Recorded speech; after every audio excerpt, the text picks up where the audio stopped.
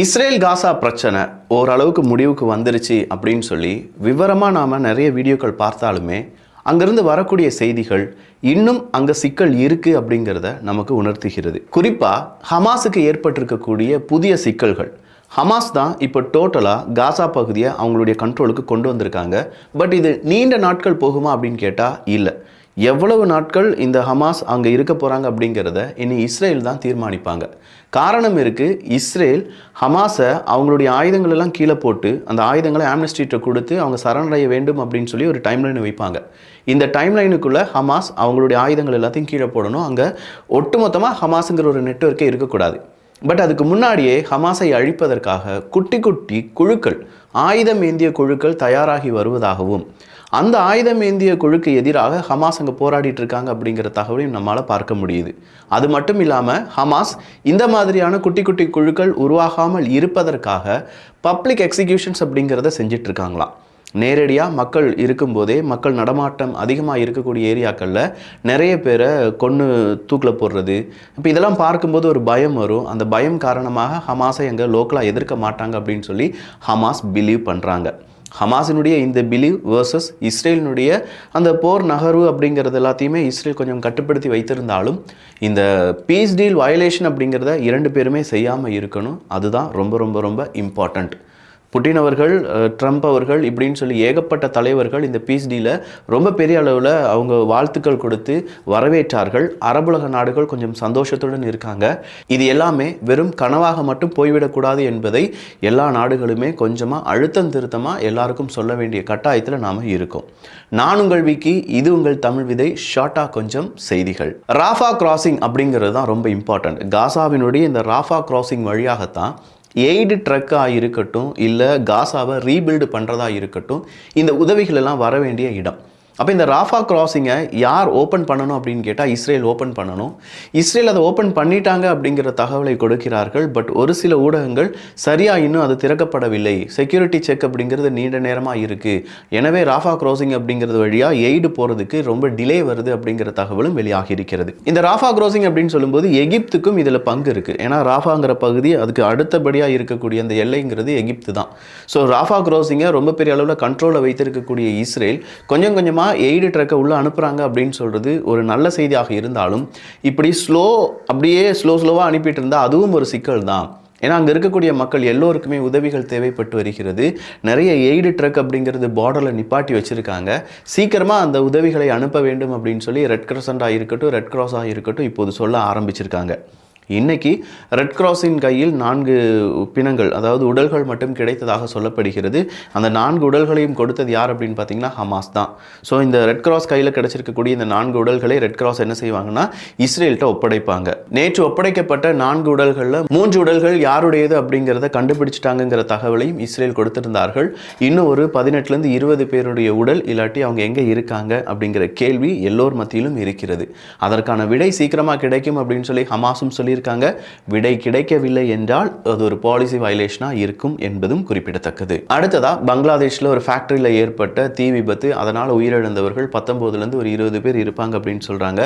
அதற்கு காரணம் டோர் அப்படிங்கிறது லாக் ஆனதும், அதே மாதிரி விஷவாயு ரொம்ப சடனாக அங்கே ஸ்ப்ரெட் ஆனதும் அப்படின்னு சொல்கிறாங்க. டோர் லாக் ஆனது அப்படின்னு சொல்கிறத விட அங்கே இருக்கக்கூடிய டோர் எல்லாமே ரொம்ப குறுகிதாக இருந்தது அப்படின்னும், பங்களாதேஷில் இருக்கக்கூடிய ஃபேக்ட்ரிஸில் இதே மாதிரி பிரச்சனைகள் வரக்கூடிய ஃபேக்ட்ரிஸை ஐடென்டிஃபை பண்ணி அதை சரிப்படுத்த வேண்டும் அப்படிங்கிற ஒரு உத்தரவும் பறந்திருக்கிறது. நல்ல விஷயம்தான். இந்த செய்தியை நான் ஏன் இங்கே வந்து சொல்கிறேன்னா, இதே மாதிரி நிறைய ஆக்சிடென்ட் இல்லாட்டி நிறைய பிரச்சனைகள் நம்ம ஊர்லேயும் தமிழ்நாட்டிலையும் இந்தியாவிலையும் நடந்துட்டு தான் இருக்குது. இது எல்லாத்தையுமே அரசாங்கம் சரியாக, உதாரணத்துக்கு சொல்கிறேனே, அந்த இருமல் மருந்து இருக்குது பார்த்தீங்களா, 10-15 வருஷமாக அந்த இருமல் மருந்து எப்படி இருமல் மருந்தை தயாரிக்கிறாங்க, அது சேஃபானது தானா, இதெல்லாம் கவனிக்க மறந்த ஒரு கவர்னிங் பாடி அப்படிங்கிறது இருக்குது, அரசாங்க ஊழியர்கள். அவங்க அதை சரியாக செஞ்சுருந்தாங்கன்னா ஒரு 20-25 குழந்தைகள் உயிரிழப்பு அப்படிங்கிறது நம்மளால் தடுத்திருக்க முடியும். பட் அந்த அரசாங்க ஊழியர்கள் அவங்களுடைய வேலையை சரியாக செய்யாதது, அவங்க வேலையை சரி செய்யாமல் இந்த மருந்துக்கு அங்கீகாரம் கொடுத்தது, இது எல்லாமே ஒரு பெரும் பிரச்சனை. வேர்ல்டு ஹெல்த் ஆர்கனைசேஷன் கூட இப்போ இதை என்ன செய்ய ஆரம்பிச்சிருக்காங்க, அவங்களுடைய ஒஃபிஷியல் ஸ்டேட்மெண்ட்டில் பேச ஆரம்பிச்சிருக்காங்க. 3 மருந்து நிறுவனங்கள், 3 மருந்து இந்தியாவிலேருந்து தயாரிக்கப்படக்கூடிய 3 மருந்தை யாரும் பயன்படுத்தாதீர்கள், அது ரொம்ப பெரிய அளவில் சேஃப்டி கன்சர்னை உட்படுத்தியது, உயிரிழப்புகள் கூட வரலாம், கொஞ்சம் பார்த்து பத்திரமா இருந்துக்கோங்கப்பா அப்படிங்கிற ஒரு எச்சரிக்கையை வேர்ல்டு ஹெல்த் ஆர்கனைசேஷன் கொடுத்திருக்கிறார்கள். இது இந்தியாவுக்கு பெரிய அவமானம். இந்தியாவில் இருக்கக்கூடிய மருந்து நிறுவனங்களுக்கு இது ஒரு பெரிய நெகட்டிவ் செய்தி அப்படிங்கிறதையும் நம்மளால் மறுக்கவே முடியாது. அடுத்ததாக பாகிஸ்தான் ஆப்கானிஸ்தானுடைய பிரச்சனை இன்றைக்கும் தொடர்ந்து கொண்டு தான் இருக்குதான் இந்த ஆப்கானிஸ்தான் பாகிஸ்தான் பிரச்சனை. எல்லையோரமாக பதட்டமான சூழ்நிலை இருந்து வருவதாகவும் ஆப்கானிஸ்தான் எல்லைக்குள்ளே பாகிஸ்தான் அத்துமீறி தாக்குதல் நடத்துகிறாங்க, அதற்கான தக்க பதிலடியை தாலிபான்களும் திருப்பி கொடுத்து கொண்டிருக்கிறார்கள் என்கிற பதிலும் நமக்கு கிடைக்குது. பட் இந்த பாகிஸ்தான் ஆப்கானிஸ்தான் பிரச்சனையில் சவுதி அரேபியா இன்னும் மூக்கை நுழைக்கவில்லை என்பதும் நமக்கு தெரிஞ்ச விஷயம்தான். பாகிஸ்தான் ஒரு கட்டத்தில் சொன்னாங்க, பார்த்தீங்களா சவுதி அரேபியா கூட நாங்கள் டீல் பண்ணிட்டோம் அப்படின்னு சொல்லி.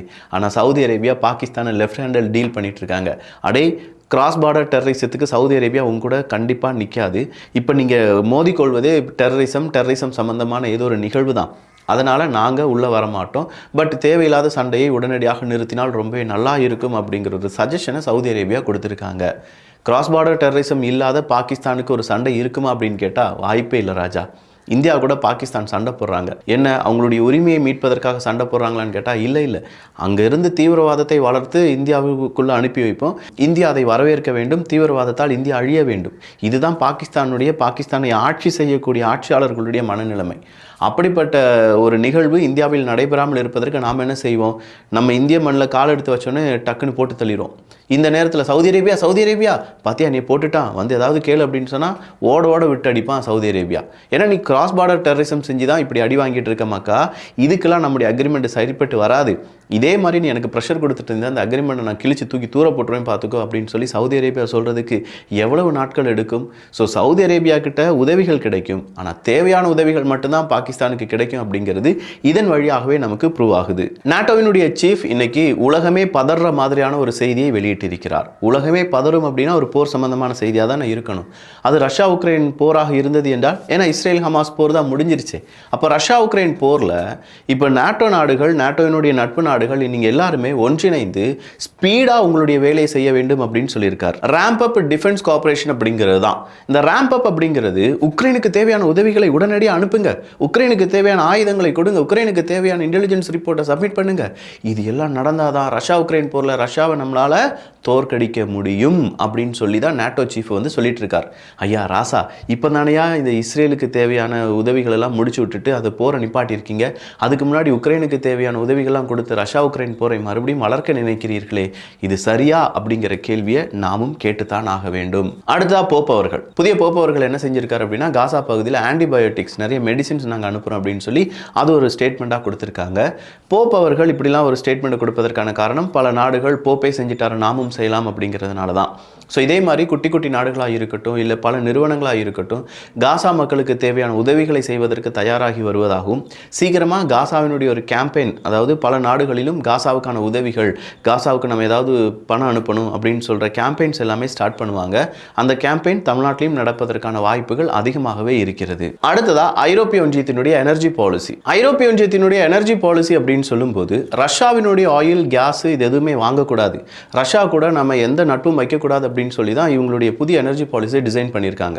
பட் ஹங்கேரி என்ன சொல்கிறாங்கன்னா, இப்படி ஒரு எனர்ஜி பாலிசியை நீங்கள் கிரியேட் பண்ணி இருக்கக்கூடிய எல்லா நாடுகளுடைய சக்திகளையும் நீங்கள் விரயம் பண்ணுறீங்க, பண விரயமாகவும் மக்கள் விரயமாகவும் அங்கே இது எல்லாமே நடக்கும். கண்டிப்பாக ஐரோப்பிய ஒன்றியம் ரஷ்யாவினுடைய ஆயில் கேஸ் இல்லாமல் சஸ்டெயின் பண்ண முடியாது. எனவே நான் ஐரோப்பிய ஒன்றியத்தினுடைய எனர்ஜி பாலிசியை வெறுக்கிறேன், இல்லை வேண்டான்னு சொல்கிறேன், இதை நீங்கள் கேட்டு தான் ஆகணும் அப்படின்னு சொல்லி ஹங்கேரி ஒரு மிக முக்கியமான குரலை பதிவு பண்ணியிருக்காங்க. ஹங்கேரியினுடைய இந்த குரல் கேட்பதற்கு என்னமோ ஹங்கேரி ஒரு கலக குரல் எழுப்புற மாதிரி இருக்கும். பட் உண்மையிலேயே ஐரோப்பிய ஒன்றியத்தில் இருக்கக்கூடிய டிபி ட்ரூப்ஸ் தினசரி சொல்லக்கூடிய ஒரே ஒரு விஷயம் என்னென்னா, அங்கே இருக்கக்கூடிய கேஸ் இல்லாட்டி பெட்ரோல் இதுக்கு எல்லாத்துக்குமே விலை கூடிக்கிட்டே இருக்குது. இதில் ரஷ்யாவினுடைய ஆயில் கேஸ் கிடைக்கலனா இன்னும் நிலைமை ரொம்ப பெரிய அளவில் கஷ்டமாக போயிடும் அப்படிங்கிறது தான். அடுத்ததாக தீபாவளி வருது, பட்டாசு அப்படின்னு சொல்லும்போது டெல்லியிலலாம் பட்டாசு கொளுத்தலாமா, அங்கே தான் காற்று வந்து ரொம்ப மாசுபட்டு இருக்கு அப்படின்னு சொல்கிற கேள்விக்கு எஸ், நீங்கள் வந்து பொல்யூட் அதிகமாக இல்லாமல் புகை அதிகமாக வராத பட்டாசுகளை கொளுத்தலாம் அப்படின்னு சொல்லி அங்கே இருக்கக்கூடிய கோர்ட் உத்தரவிட்டிருப்பதை இன்னைக்கு பல இன்டர்நேஷனல் மீடியாவும் பேசியிருக்காங்க. 16 வயது ஒரு டீன் பாய், ஒரு 16 வயது மதிப்புத்தக்க ஒரு குழந்தை, ஒரு பெண்ணை என்ன செஞ்சுருக்காங்கன்னா கத்தியால் குத்தியிருக்கா. இது மலேசியாவில் நடந்திருக்கு.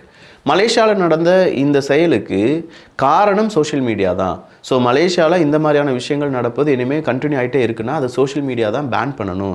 டீனேஜர்ஸுக்கு மத்தியில் இந்த மாதிரி சோஷியல் மீடியா அக்கௌண்ட்ஸ் அப்படிங்கிறது இருக்கக்கூடாது, இல்லை அதை கவர்ன் பண்ணுறதுக்கான ஏதாவது நடவடிக்கையில் ஈடுபட வேண்டும் அப்படின்னு சொல்லி மலேசிய அரசாங்கம் இன்று ஒரு பெரும் கோரிக்கையை வைத்திருக்கிறது. இது எங்கே போய் நிற்க போகுது அப்படின்னு தெரியல. ஏன்னா இந்த குழந்தைகள் மத்தியில் சோஷியல் மீடியா வேண்டாம் அப்படின்னு சொல்லக்கூடிய நிலைப்பாட்டில் பல நாட்டு மக்களும் வர தொடங்கியிருக்காங்க, நிறைய பேரண்ட்ஸ் வர தொடங்கியிருக்காங்க. இது எல்லாம் சேர்ந்து ஒரு சட்டமாக மாறுவதற்கான வாய்ப்புகளும் இருக்கின்றன. இப்போ வர பார்த்துருக்கிறது கொஞ்சம் செய்திகள். இன்னும் நிறைய செய்திகள் தெரிந்து கொள்வதற்கு தமிழ் விதை சேனலை சப்ஸ்கிரைப் பண்ணிக்கோங்க. நல்லதை பகிர்ந்து நல்ல சமுதாயத்தை உருவாக்குவோம். நன்றி, வணக்கம்.